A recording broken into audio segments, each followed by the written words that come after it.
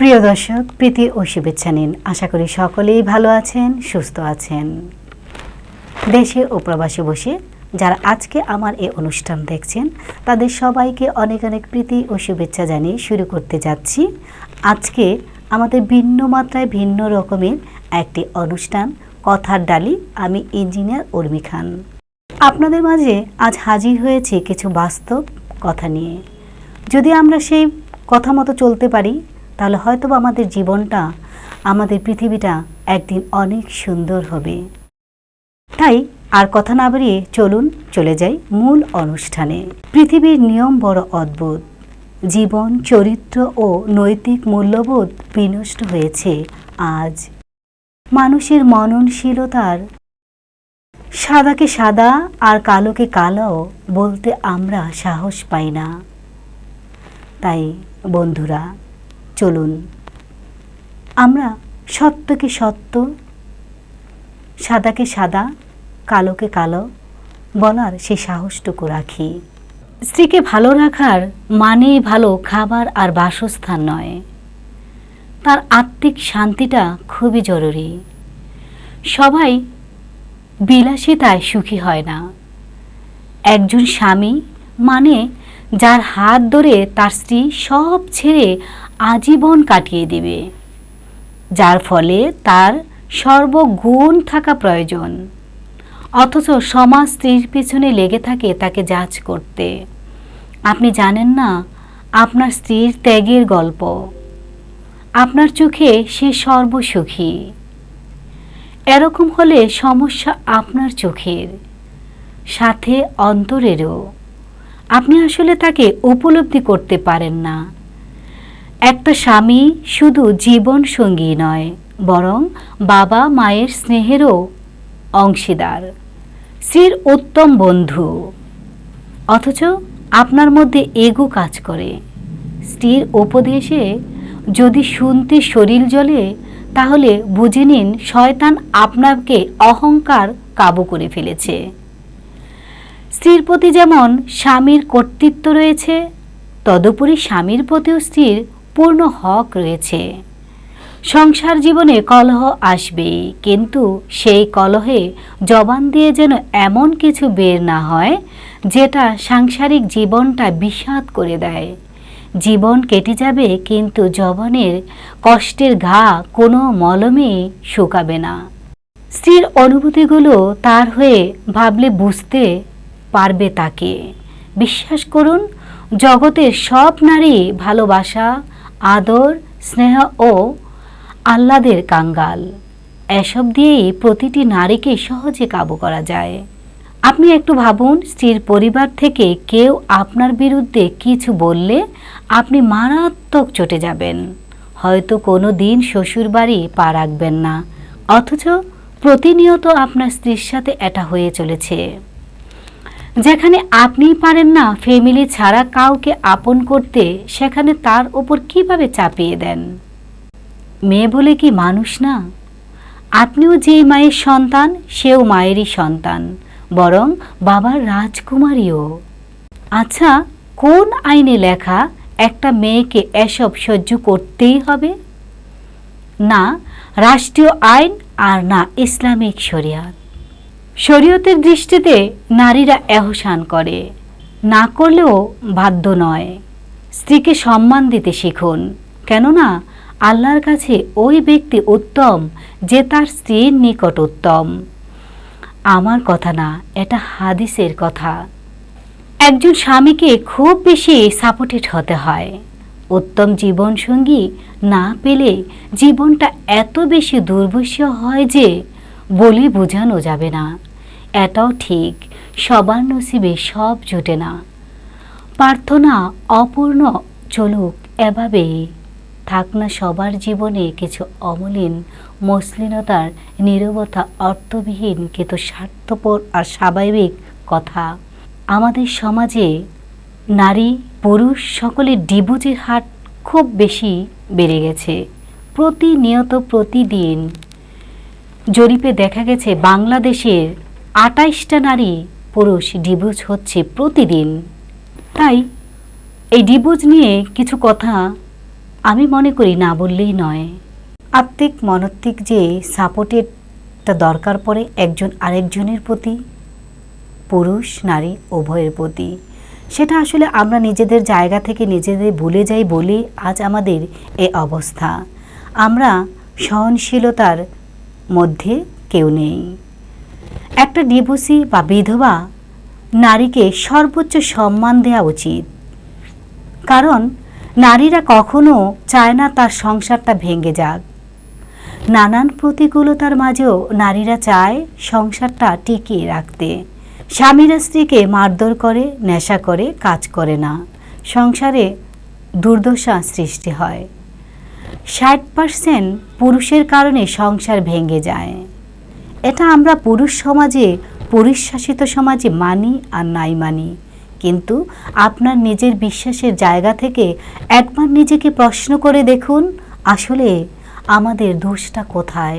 আমরা আজ কোন সততা, কোন সরলতা, কোন মানসিকতার উপর দাঁড়িয়ে বাস করছি সমাজ, করছি সংসার, গড়ছি জীবন? আসলে কি তাই? ডিভোর্সি নারীকে সবাই বলে অসতী। তার একটা বিয়ে হয়েছিল, তাই তাকে আর বিয়ে করা যাবে না, এমন মানসিকতা আমাদের প্রায় প্রতিটি নারী পুরুষ সকলের মধ্যখানে। কিন্তু কেন? আমরা কি কখনো একবার ভেবে দেখেছি বিকল্প পথে, বিকল্প ভাবনায়, বিকল্প চিন্তায়? না, আমরা তা কখনো ভাবিনি। ভাবতে হবে, আপনাদের সবাইকে মনসত্ব দিয়ে চিন্তা করে বুঝতে হবে, একটা নারী যখন ঘর থেকে বাহিরে বের হয়, বিধবা, ডিভোর্সি, স্বামী পরিত্যক্তা, যে কোনো কারণেই হোক না কেন, তাকে অনেক চিন্তা, চেতনা, অনেক ভাবনার মধ্যে পা ফেলতে হয়।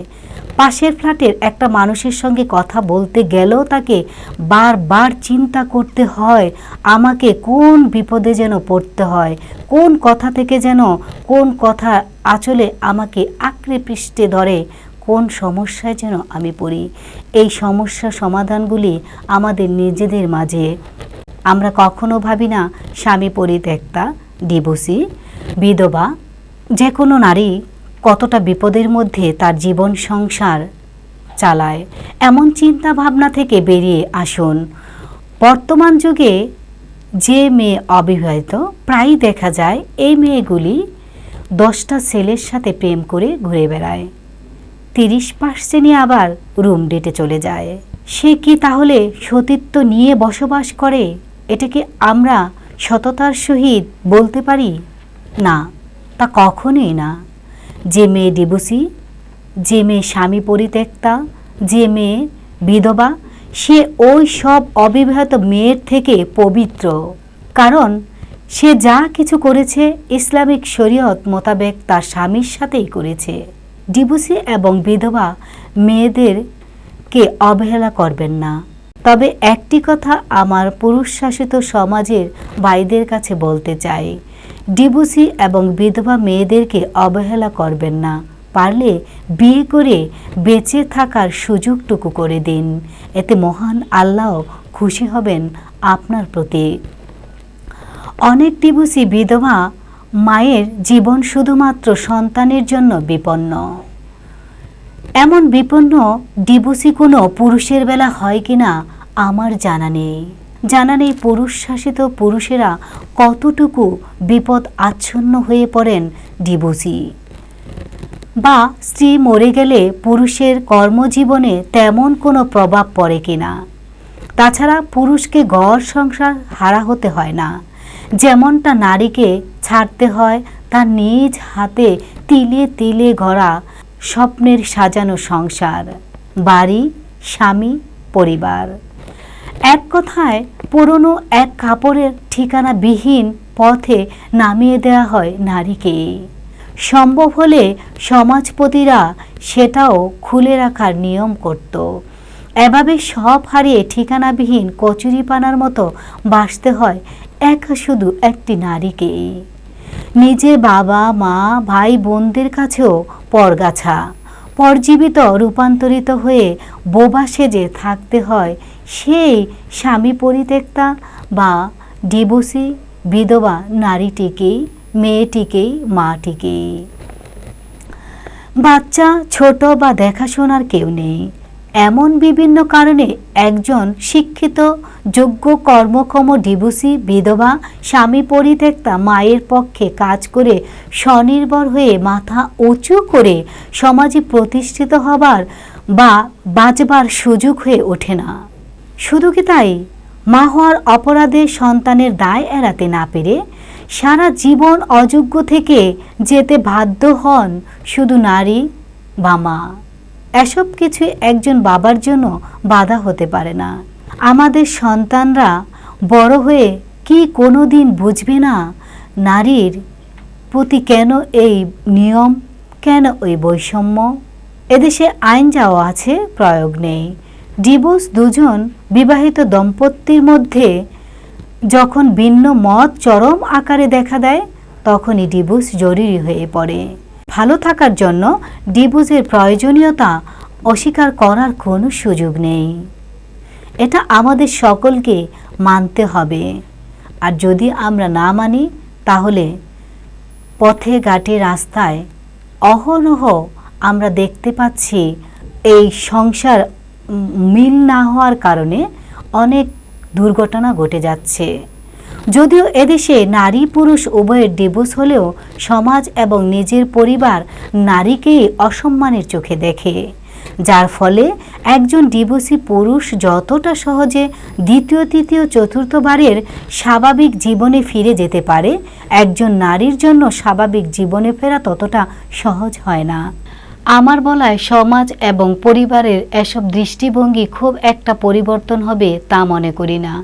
কোনোদিন হয়তো হবে, এটা আমার প্রত্যাশা, আমাদের নারীদের সকলের প্রত্যাশা। সমাজপতিদের কাছে আমার প্রশ্ন, ডিভোর্স হওয়া বা মায়ের সন্তানের ভরণ পোষণের অভিভাবক কে? কে নেবে তার ভরণ পোষণের দায়িত্ব? কোনো সন্তান বাবা মাকে বলে না আমাকে জন্ম দাও। সন্তান জন্ম দেওয়া হয় বাবা মা দুজনের সম্মতিক্রমে। সেই হিসাবে ডিভোর্সের পরে সন্তানের ভরণ পোষণ সহ যাবতীয় দায়িত্ব দুজনেরই সমান হওয়া কথা। কিন্তু এদেশের সমাজ কি বাবা মা দুজনের জন্য সমান সুযোগ প্রতিষ্ঠা করতে পেরেছে? না, করতে চেয়েছে। সমাজ এবং ধর্ম উপার্জনের দায়িত্ব মাকে দেয়নি, সম্পূর্ণ চাপিয়ে দিয়েছে বাবাকে। তবে চাপিয়ে দিয়েছে বলাটা যদিও সম্পূর্ণ সঠিক নয়, নিয়েছে বলাটাই যৌক্তিক বলে মনে করি। কারণ এই বাবারাই সমাজপতি, তাদেরই বানানো নিয়মের দ্বারা মাকে করা হয়েছে গৃহপালিত প্রাণী। এই বাবারাই মাকে বানিয়েছে শুধুমাত্র বাচ্চা উৎপাদনের যন্ত্র। বাচ্চা লালন পালন মানে দেখে রাখার দায়িত্ব নারীর। ডিভোর্স বাবা মা দুজনের হলেও শুধুমাত্র ভরণ পোষণের দাম্ভিকতায় সন্তানের অভিভাবক দাবিদার একমাত্র বাবাকেই দিয়েছে সমাজ এবং ধর্ম। এমনকি গর্ভে ধারণ করা ডিভোর্সি মাকে সন্তানের বিয়ে শাদী সহ যাবতীয় আনন্দ সিদ্ধান্ত থেকেও বঞ্চিত করেছে এই বাবা নামক সমাজপতিরাই। তাই সন্তান বড় হলে পিতার পরিচয় একমাত্র পরিচয়। তাহলে ভরণ পোষণ মা কি করে সমান দায়িত্ব পালনে সক্ষম হবে? প্রশ্নটা আমাদের নারী সমাজকে বোরকায় মোড়ানো, বস্তায় বন্দি করে গৃহপালিত নারী রূপে নারীকে পুরুষ নির্ভর করে অকর্ম, কর্ম প্রতিবন্ধী ও অযোগ্য করে গড়ে তোলার ধর্মান্ধ সমাজ ও পরিবারের প্রতি এরা কোনোভাবে এদের এই অযোগ্য করে গড়ে তোলার নারীদের দায় এড়াতে পারে না। যেহেতু এই বাবা নামক ধর্মান্ধ সমাজ প্রতিটা নারী সমাজকে কর্ম প্রতিবন্ধী ও পুরুষ নির্ভর করে গড়ে তুলেও নিজেদেরকে যোগ্য এবং সঠিক মনে করছে এবং সমাজেও তারা দাপটের সাথে সমাজ ও রাষ্ট্রকে পরিচালনা করতে সক্ষম হচ্ছে, তাই আমিও তাদেরকে তথাকথিত যোগ্যই বলে মনে করতে চাই এবং তাদের যোগ্যতার প্রমাণ যেন কাজে পরিণত করে সেটাই দেখতে চাই। সমাজপতিদের কি উচিত নয় ডিভোর্সের পরে সন্তানের স্বাভাবিকভাবে বেড়ে ওঠার সকল প্রকার খরচের ব্যয়ভার বাবার ওপর আরোপ করা? এটা আমার একটা প্রশ্ন। অনেকেই বলবে সমাজ এবং ধর্মে বাবার ওপরই দায়িত্ব দেওয়া আছে। তাহলে 20 থেকে 40 বছর বয়সী শিক্ষিত সুন্দরী ডিভোর্সি বিধবা স্বামী পরিত্যক্তা মা সন্তানের ভরণ পোষণের জন্য নিজের জীবনের সকল চাহিদা বিসর্জন দিয়ে 40 থেকে 80 বছরের টাকাওয়ালা বৃদ্ধা কাকুদের দাঁড়ে দাঁড়ে শুধু বাচ্চাদের ভরণ পোষণের দেয়ার শর্তে বিয়ের জন্য সিরিয়াল ধরছে বা ধরতে হচ্ছে কেন? এখানেই শেষ হলেও কথা ছিল না। শুধু বাচ্চার ভরণ পোষণের শর্তে ডিভোর্সি নারীরা কখনো 2, 3, 4 নাম্বারের বউ হতেও পেছপা হচ্ছে না। কেউ কেউ মামুনুল হকদের মানবিক বউ বিয়ে ছাড়াই ভোগের সামগ্রী হতেও বাধ্য হচ্ছে। নয়তোবা এরা মানবিক বউ কোথায় পায়? এটাও একটা আমার প্রশ্ন সমাজপতি তথাকথিত আমাদের শিক্ষিত পুরুষদের প্রতি।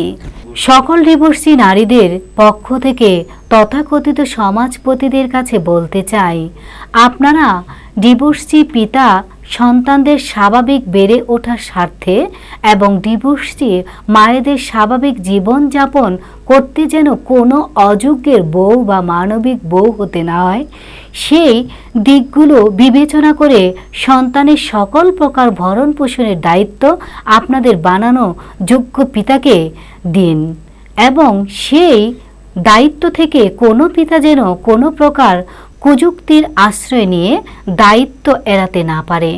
যেমন ডিভোর্স কে দিয়েছে, নারী না পুরুষ? এটা কোনো প্রশ্ন নয়, এটা কোনো প্রশ্ন হতে পারে না।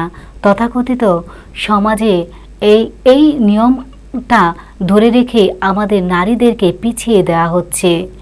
যে কোনো কারণে যে কোনোভাবেই যে কোনো কারণবশতই একটা মেয়ে বা একটা পুরুষের ডিভোর্স হতে পারে।